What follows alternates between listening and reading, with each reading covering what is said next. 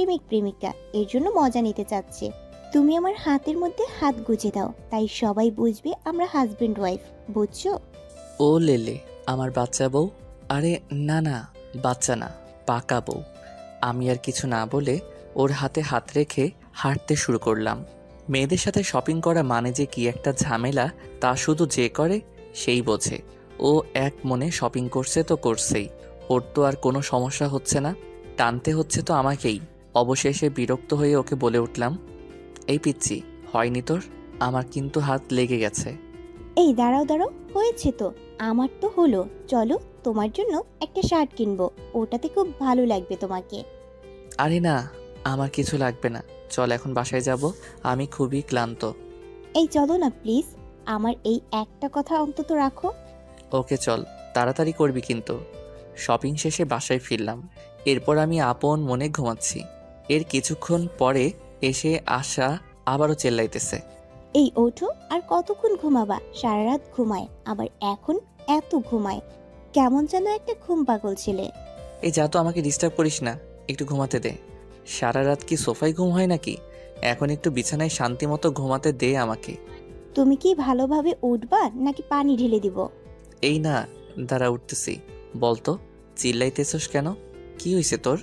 এই রে, এই দেখ, ছোট খালামণি ফোন দিয়েছিল। এখন আমার ফোনে তো ব্যালেন্স নেই, তোর ফোনটা দে তো একটু।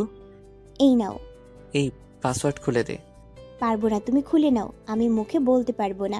মেয়েরা স্বামীর নাম মুখে নেয় না, জানো না? আর আমার পাসওয়ার্ডটা হলো তোমার নাম দিয়ে লেখা। ওরে পাকা বুড়ি। কিছুক্ষণ খালামণির সাথে কথা বললাম। এরপর ফোনটা হাতে নিয়ে একটু দেখছি। দেখতে দেখতে হঠাৎ কয়েকটা অ্যাপস দেখতে পেলাম। ওখানে ছিল জামাই পটানোর অ্যাপস, জামাইকে ভালোবাসার কৌশল, যে আমাকে খুশি করার ধান্দা, জামাইকে কিভাবে আদর করবে সেটা। এসব দেখতে দেখতে আমি একাই এক মনে হাসছি। এমন সময় ও বলে উঠল, এই তুমি আমার ফোন দেখে এমন হাসতেছো কেন? তাহলে কি আমার সব দেখে ফেলেছো তুমি? এই দাও দাও, আমার ফোনটা দাও। দিব না, তুই পারলে নিয়ে নে। এভাবে দুজন কাড়াকাড়ি করছিলাম। হঠাৎ করে আশায় এসে আমার বুকের উপর পড়ল। ফোন আমার হাত থেকে কখন যে পড়ে গেছে আমি খেয়ালই করিনি। আশায় এক মনে আমার দিকে তাকিয়ে আছে, আর আমারও কেমন যেন অজানা এক অনুভূতি সৃষ্টি হলো।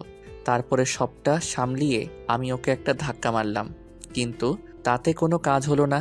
ও আমাকে আরো শক্ত করে জড়িয়ে ধরল। আমি বলে উঠলাম, এই ওঠ আমার উপর থেকে। আর এইভাবে ধরছিস কেন বলতো আমাকে?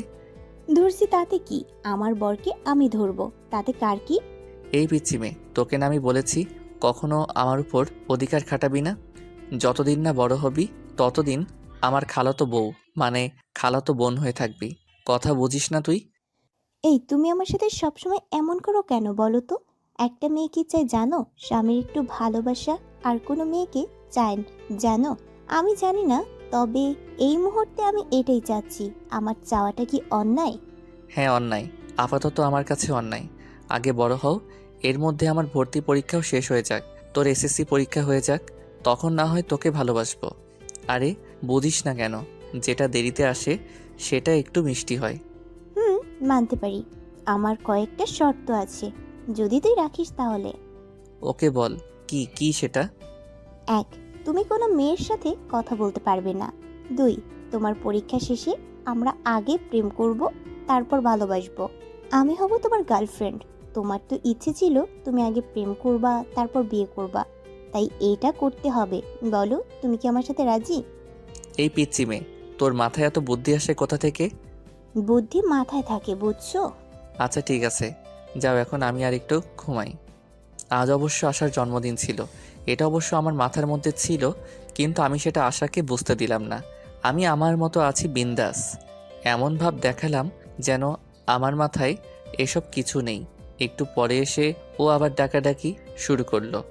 এই ওঠো না, তোমার কিচ্ছু মনে নেই? আজকে যেন কয় তারিখ? আজ মনে হয় 5 তারিখ। কেন তারিখ মনে রাখতে পারিস না? তোর মোবাইল দেখ কয় তারিখ আছে, ওখানে তারিখটাও তোর আমার কাছ থেকে জানতে হবে। শালা পিচ্ছি, আমি কি তোরে এমনি পিচ্ছি বলি? এই আজকের দিনটা কি যেন ছিল, তোমার মনে নেই? ও আচ্ছা, আজকের দিনে